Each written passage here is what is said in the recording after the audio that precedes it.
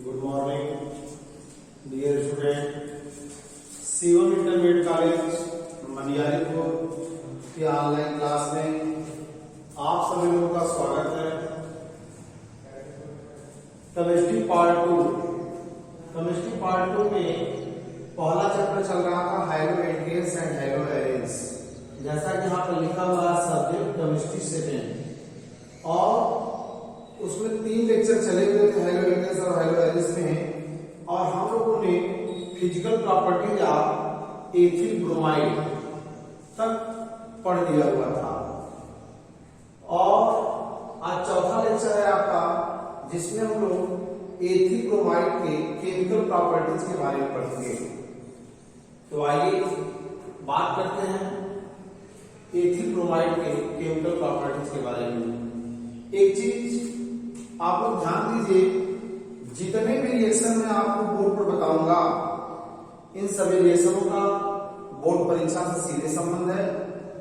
और ये रिएक्शन जो होंगे और चैप्टर में भी आएंगे, तो इसलिए जो भी रिएक्शन में आप बताऊंगा आपको, और चैप्टरों के लिए आप विशेष तौर से सुनिएगा और बिल्कुल दिमाग में इसको बैठा लीजिएगा। और कहीं से किसी रिएक्शन में कोई प्रॉब्लम किसी बच्चे को समझ में आने में कोई प्रॉब्लम आता है तो वह कमेंट्स करके जरूर पूछिएगा। तो आइए, जहां पर मैं बताऊं आप उस पर विशेष फोकस करिए। सबसे पहले आप एक काम करिए, सभी लोग स्क्रीनशॉट ले लीजिए इसका। चलिए ले लीजिए बेटा, ठीक, और आप ठीक, चलिए सब लोग स्क्रीनशॉट ले लिए हैं। अब आइए हम लोग आते हैं, और जहां पर मैं बताऊंगा वहीं पर ध्यान दीजिएगा। हेडिंग है आपका chemical property of ethyl bromide, means ethyl bromide का रासायनिक गुण।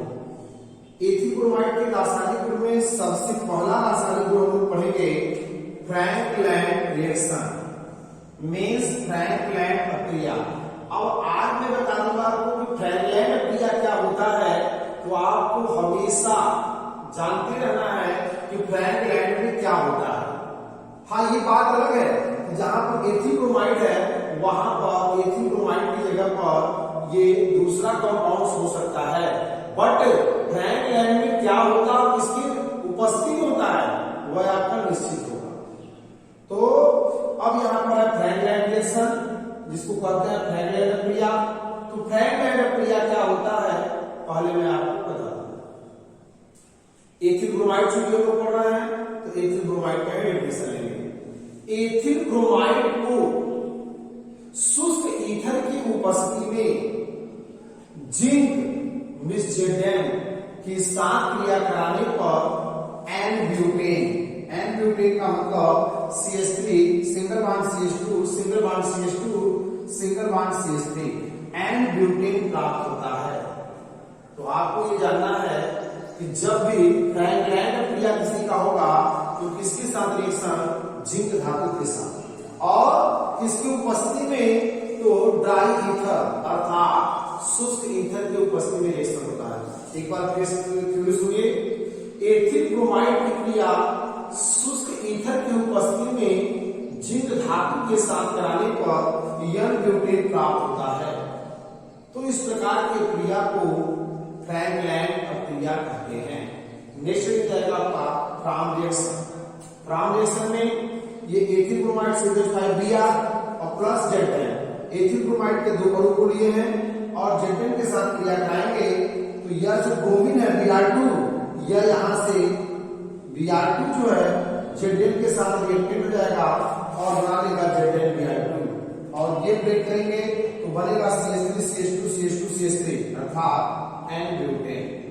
कंफर्म?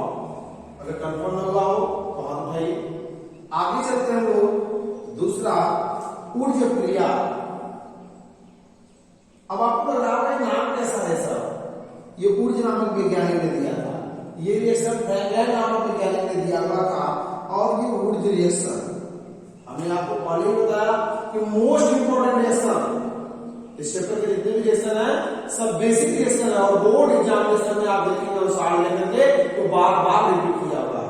तो ऊर्ज रिएक्शन में क्या होता है, ऊर्ज रिएक्शन जैसे जानिए कि किसके साथ क्रिया, सोडियम के साथ क्रिया। और एक होता है आपका, अभी कंफ्यूज मत रहिएगा, एक होता है ऊर्ज रिएक्शन और दूसरा होता है ऊर्ज फिटिंग क्रिया या ऊर्ज फिटिंग रिएक्शन। वो फिटिंग क्रिया जाएगा तो दूसरा रिएक्शन होगा और ऊर्ज क्रिया आएगा तो दूसरा। तो ऊर्ज फिटिंग क्रिया से पहले हम लोग ऊर्ज क्रिया को देख लेते हैं। ऊर्ज क्रिया में क्या होता है? एथिल ब्रोमाइड शुष्क ईथर की उपस्थिति में सोडियम धातु के साथ क्रिया करके, सोडियम मिस Na धातु के साथ क्रिया करके यन ब्यूटेन बनाता है और सोडियम ब्रोमीन के साथ क्रिया करके बना लेता है सोडियम ब्रोमाइड। और यहां पर जो रिएक्शन होगा वह होगा आपका डिस्प्लेसमेंट रिएक्शन, मींस विस्थापन या प्रतिस्थापन क्रिया। आइए रिएक्शन पर ध्यान देते हैं। ये C2H5 Br plus 2Na plus उसी के अणु और ये हैं, ये C2H5 Br। अब देखिए ध्यान से, यहाँ का 2Na, यहाँ का Br, यहाँ का Br आपस में ऐड होंगे और ये यहां से कट कर दिया और ये बना लेगा आपका सोडियम ब्रोमाइड। और यहां से बचा C2H5 और यहां से भी C2H5, तो ये हो जाएगा आपका क्या, C2H5 सिंगल बॉन्ड C2H5, अर्थात इसका नेम हो जाएगा क्या, ये N और ये क्या हो जाएगा आपका ब्यूटेन। क्यों? क्योंकि नंबर आप कार्बन कहते हैं 4, इस प्रकार से बना N ब्यूटेन। यह रहा आपका क्या, ऊर्ज क्रिया। बच्चों को हम लोग बात करते हैं नेक्स्ट रिएक्शन की तरफ। अगला भी होगा हमारा रिएक्शन विथ मैग्नीशियम। यहां पर लिखा हुआ है 3rd नंबर, स्टेप ध्यान से देखिएगा। तीसरा number reaction with magnesium, miss magnesium की साथ क्रिया।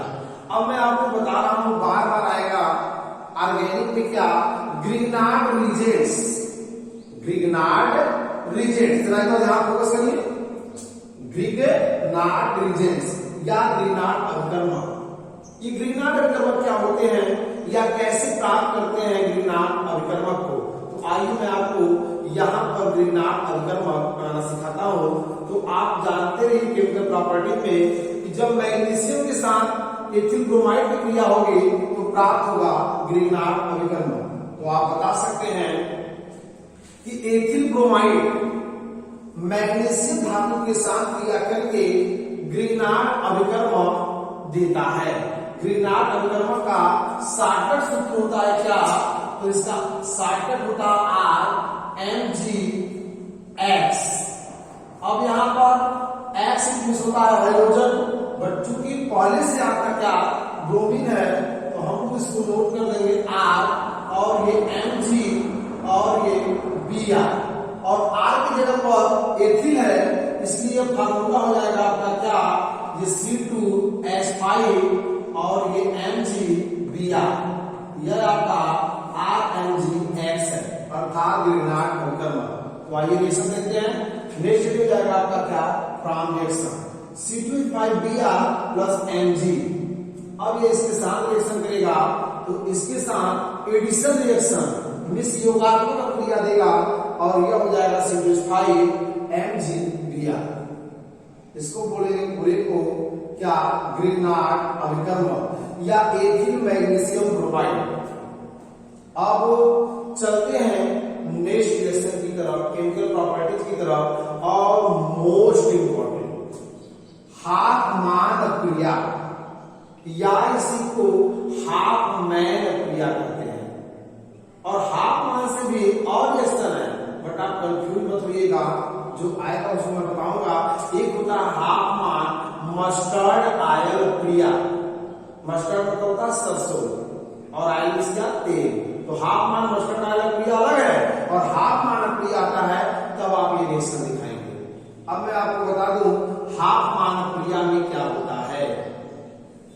हाफमैन क्रिया में एथिल ब्रोमाइड की क्रिया अमोनिया के साथ होता है। अमोनिया मींस क्या, NH3। जब एथिल ब्रोमाइड अमोनिया के साथ क्रिया करता है तो यह बनाता है आपका क्या, विस्थापन क्रिया के थ्रू एथिल एमीन, जिसे 1 डिग्री एमीन या एथिल सूत्र होगा आपका C2H5 NH2 प्लस HBr। कैसे रिएक्शन हुआ, यहाँ का 1 हाइड्रोजन इसके साथ डिस्प्लेस हो गया और बना लिया आपका क्या HBr, और यहाँ से NH2 इसके साथ रिएक्टेंट हो गया, ऐड हो गया और यह प्राप्त हो गया C2H5 NH2। इसके बाद पुनः उसी रिएक्शन में रिएक्शन कंप्लीट नहीं हुआ, अब पुनः उसी रिएक्शन में एथिल ब्रोमाइड एथिल एमीन के साथ क्रिया करता है, तो यह एथिल एमीन इसके साथ ऐड हो गया, एथिल एमीन इसके साथ ऐड हो गया और यहां से एक हाइड्रोजन विस्थापित हो जाता है और इसके साथ बना लेता है HBr और ये बन जाएगा आपका C2H5 का होल ट्वाइस और ये NH, जिसे बोलते हैं डाई एथिल एमीन या इसी को 2 डिग्री एमीन भी कहते हैं या इसी को यन एथिल एथेनामीन भी कहते हैं। आइए इसका डायग्राम ड्रा कर देते हैं। यह हो जाएगा आपका C2H5 सिंगल बॉन्ड NH और ये सिंगल बॉन्ड C2H5। अब इसके बाद आगे जो 2 डिग्री एमीन है वो कन्वर्ट हो जाता है 3 डिग्री एमीन में। कैसे, तो ethyl bromide again die ethyl amine के साथ क्रिया करता है, तो इसका यह एथिल एमीन इसके साथ ऐड हो जाता है एथिल एमीन के साथ और इसका एक हाइड्रोजन डिस्प्लेस होकर के ब्रोमीन के साथ ऐड हो जाता है और बन जाता है आपका क्या HBr और यहां से C2H5 का होल ट्वाइस और ये C2H5 ऐड होंगे हो जाएगा C2H5 का होल थ्राइस और यहां से H डिस्प्लेस हो गया है और ये बचा आपका N, तो बन जाएगा आपका C2H5 का होल थ्राइस और ये N, जिसे क्या करते हैं इसी कहेंगे ट्राई एथिल एमीन और या इसको बोलते हैं क्या 3 डिग्री एमीन या इसी को NN डाई एथिल एथेनामीन भी करते हैं। आइए आपको क्लियर कराते हैं कैसे। तो सबसे पहले हम लोग इसका डायग्राम ड्रा करेंगे और यह हो जाएगा आपका C2H5 सिंगल बॉन्ड C2H5 और ये सिंगल बॉन्ड C2H5। जैसा ही क्लास 11th में आपने पढ़ा है नॉमेनक्लेचर में, जब यन या NH से कुछ ऐड होता है उस कंडीशन में नेमिंग करते समय आईपीएससी नेम लिखते समय नेम से पहले कैपिटल N लिखते हैं। तो यहाँ N से निकला है C2H5 और यहाँ भी N से निकला हुआ C2H5 हो जाएगा N और 2 बार आ गया तो डाई और आया क्या एथिल, N डाई एथिल और नंबर ऑफ कार्बन 2 है हो जाएगा आपका क्या एथेनामीन। कैसे, 2 कार्बन के लिए सिंगल बॉन्ड के लिए N और एमीन ग्रुप के लिए लेते हैं आईयूपीएसी में सफिक्स नेम एमीन, तो हो जाएगा एथेनामीन। अब नेक्स्ट रिएक्शन की तरफ चलते हैं। अभी ये रिएक्शन एक स्टेप में और होगा, यहां से प्राप्त हो गया हमें ट्राई एथिल एमीन या 3 डिग्री एमीन। बहुत जल्दी से मैं इसको बता दे रहे हैं, ध्यान सुनिएगा। अब यहाँ पर ये ट्राई एथिल एमीन है, इसका रिएक्शन अगेन एथिल ब्रोमाइड के साथ होगा। तब क्या होगा, यहां से एथिल ब्रोमाइड इस ट्राई एथिल एमीन के साथ और ये ब्रोमीन जो है यह भी इसके साथ ऐड हो जाएगा। इस बार रिएक्शन में डिस्प्लेसमेंट रिएक्शन नहीं बल्कि एडिशन रिएक्शन हो जाएगा और यहां से C2H5 का होल थ्राइस और यहां से C2H5 ऐड हो जाएंगे, हो जाएगा C2H5 का होल 4 और ये NBr। नेमिंग की बात करें तो यहाँ पर अब ये 4 है हो जाएगा टेट्रा और C2H5 के लिए एथिल और N के लिए अब ये एमीन नहीं, एमीन ग्रुप है बट इसका नेम हो जाएगा क्या अमोनियम और Br के लिए ब्रोमाइड। नेम बनेगा इसका टेट्रा एथिल अमोनियम ब्रोमाइड। अब टेट्रा एथिल अमोनियम ब्रोमाइड मैं इसका डायग्राम भी आपको बता दे रहा हूं और इसके बाद इसका नेम।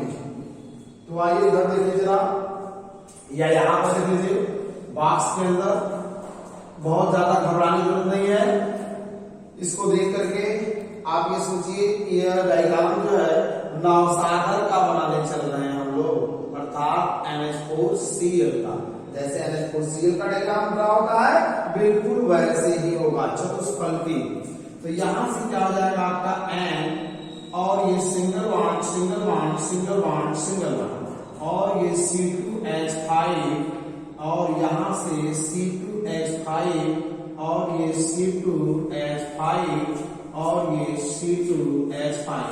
अब कितना मैं ड्रा कर दिया हूं, बहुत लोग के दिमाग में आएगा सर ये तो गलत है, तो गलत नहीं पूरा देखिए। अब जल्दी आ जाते हैं, यहां पर इसको बिग ब्रैकेट में क्लोज कर दिए, इस ब्रैकेट पर आप ध्यान देते बाहर वाले पर बिग ब्रैकेट में क्लोज कर दिए। नाइट्रोजन के बैलेंस से 5 इलेक्ट्रॉन और ये 4 इलेक्ट्रॉन जो है शेयरिंग कर रहा है, तो हो जा रहा है कितना 9, तो यहां पर हो जाएगा प्लस, और जब ये प्लस तो क्या हो जाएगा माइनस, घट गया 8 और यहां से हो जाएगा आपका बाहर Br minus, single plus single minus या कैंसिल हो गया और क्या हो जाएगा न्यूट्रल। डायग्राम बनेगा आपका क्या, ये N सिंगल बॉन्ड के साथ जुड़ गया आपका CH5 और यहां पर हो जाएगा आपका क्या, ये Br माइनस। इसी डायग्राम को दूसरे तरीके से भी बताता दे रहा हूं, क्योंकि आप दूसरा डायग्राम देखेंगे तो आप घबराहट होगा कि सर तो ये बताएंगे, नहीं, यहां पर जहां पर सिंगल बॉन्ड बनाया सब जगह यहां पर गिब्स भी हो सकता है, और जब गिब्स हो गया तब इस कंडीशन में प्लस जो है मैं आपको बता दूं कहां पर है, ये यहां पर नहीं रह गया, ये प्लस जो है आपका CH5 पर हो गया, और जब यहां सिंगल बॉन्ड रहेगा तो उस कंडीशन में यह प्लस जो है किस पर रहेगा, नाइट्रोजन पर। नेक्स्ट बात करते हैं हम लोग, नेक्स्ट पॉइंट की तरफ आते हैं। नेक्स्ट अगला है आपका 5वां रिएक्शन जिसको बोलते हैं हुंडसीकर अपक्रिया। मोस्ट इंपॉर्टेंट बार बार एग्जाम में पूछा हुआ है, हुंडसीकर दिया रहेगा, हुंडसीकर क्रिया या हुंडसीकरण क्रिया। हुंडसीकरण में होता क्या है, इसमें कार्बन टेट्राक्लोराइड अर्थात CCl4 की उपस्थिति में क्रिया होती है हैलोजनों का, किसके साथ, तो होता है आपका किसके साथ, यह सिल्वर एसिटेट के साथ। अब आपके पास आपके दिमाग में आ रहा होगा ये सिल्वर एसिटेट कहां से आ गया, तो सिल्वर एसिटेट जो है यह आया कब, जब एसिटिक अम्ल था और उसकी क्रिया AgBr के साथ कराए थे तब। तो यहां पर ये सिल्वर एसिटेट सूत्र होता है CH3COOAg प्लस Br2 हाइड्रोजन के साथ हाइड्रोजन जोड़ करेंगे इसका कार्बन टेट्राक्लोराइड की उपस्थिति में, तो प्राप्त होगा आपका क्या, हैलो एल्केन्स, अर्थात यह आपका प्राप्त हो जाएगा मेथिल ब्रोमाइड, और यहां से CH3 और यहां से जो Br ये दोनों जुड़ेंगे तो हो जाएगा CH3Br, और यहां से Ag और यहां से Br ये बन जाएगा सिल्वर ब्रोमाइड, और ये बच गया आपका CO2, तो यहां से बचा आपका क्या, CO। इस प्रकार से एथिल ब्रोमाइड का केमिकल प्रॉपर्टीज कंप्लीट हो गया। अब हम लोग आते हैं, थोड़ा समय आपका और लेंगे, नेक्स्ट पॉइंट होगा आपका क्या, जब इस एथिल ब्रोमाइड को आपने पढ़ा इसका physical properties chemical properties and preparation, इसका प्रिपरेशन में आपने laboratory method, industrial method and other method देखा, तो इसका यूज कहां पर होता है इस एथिल ब्रोमाइड का, तो नेक्स्ट यहां पर है uses of ethyl bromide, means ethyl bromide का उपयोग। पहला पॉइंट आप बताएंगे, एथिल ब्रोमाइड का उपयोग स्थानीय निश्चेतक के रूप में किया जाता है। अब स्थानीय निश्चेतक का मतलब क्या हुआ, स्थानीय निश्चेतक का मतलब होता है अस्थायी निश्चेतक के रूप में प्रयोग किया जाता है, अर्थात किसी पेशेंट को कम समय के लिए बेहोश करने के लिए पहले समय में एथिल ब्रोमाइड का प्रयोग किया जाता था। तो आप इसमें बता सकते हैं कि एथिल ब्रोमाइड का उपयोग निश्चेतक या स्थानीय निश्चेतक के रूप में किया जाता है। दूसरा पॉइंट, एथिल ब्रोमाइड का उपयोग अनेक प्रकार के यौगिक बनाने में किया जाता है, जैसा कि आप यहाँ पर देख रहे हैं ढेर सारा रिएक्शन बना हुआ है और डिफरेंट टाइप्स के कंपाउंड्स भी बने हैं। तीसरा पॉइंट बता सकते हैं, एथिल ब्रोमाइड का उपयोग औषधि बनाने में किया जाता है। चौथा पॉइंट, एथिल ब्रोमाइड का उपयोग निश्चितक के रूप में बता दिए, और इसका उपयोग तेल यहां पर मैं दिखा दे रहा आपको। तेल का मतलब क्या है, कभी कभी पूछ देता है पेपर में, व्हाट इज तेल, TEL, इसका पूरा नाम भी बता दे रहा हूं। और यहां पर बोर्ड पर ये कंपाउंड्स बना भी है। तेल मिस होता क्या है, यहां पर आप देखेंगे बोर्ड पर बना हुआ है, यही है आपका टेल का सूत्र। अगर इसका नाम लिखना है तो लिख सकते हैं आप TEL, कैपिटल में पूछता है कभी कभी, या कैसे प्राप्त करोगे टेल, या टेल का पूरा नाम। तो इसका उपयोग टेल बनाने में किया जाता है। टेट्रा, और ये 4 के लिए हो गया टेट्रा टी, और ये C2H5 है कितने 4, तो यह हो जाएगा एथिल, और PB के लिए क्या हो जाएगा, lead, tetraethyl lead. Note, इस रिएक्शन को प्राप्त कैसे करते हैं, तो यहां पर जरा ध्यान दीजिए, इसका रिएक्शन PB-Na मिश्र धातु के साथ कराते हैं जब किसको, एथिल ब्रोमाइड के आधे के को होता है। तो आप बता सकते हैं एथिल ब्रोमाइड के आधिक को लेड डैश PB, लेकिन लिखते हैं इसको ब्रैकेट में एनए को, कि साथ शुष्क ईथर की उपस्थिति में क्रिया कराने पर प्राप्त होता है आपका क्या, TEL, अर्थात टेट्रा एथिल लेड। रिएक्शन की बात करें, यहां पर लिखा हुआ है C2H5Br, फिर 4 अणु लिए, और 4 अणु PB-Na के रिएक्शन कराएंगे। तो यहां से एक PB इसके साथ ऐड हो गया, और ये Br डिस्प्लेस हो गया, तो बने क्या क्या, C2H5 का होल 4, और यह हो गया आपका PB, और यहां से 4Na, और यहां से 4Br, 4Na, और यह जो 3 लेड बचा, यह सॉलिड के रूप में 3 लेड आपका क्या है, शेष बच गया। तो इस प्रकार से प्राप्त करते हैं हम लोग क्या, TEL।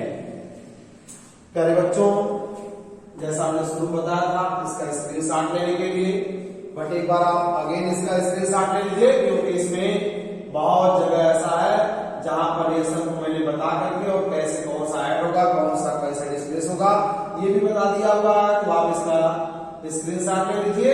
और एक विशेष बात, इस प्रकार से आपका हेलोएल्केन्स का एथिल ब्रोमाइड जो कंपाउंड्स है वह क्या हो गया, बिल्कुल फिनिश हो गया। अब हम लोग बात करेंगे इसी चैप्टर में नेक्स्ट लेक्चर में नेक्स्ट कंपाउंड्स के बारे में। आज के लिए दैट्स ऑल।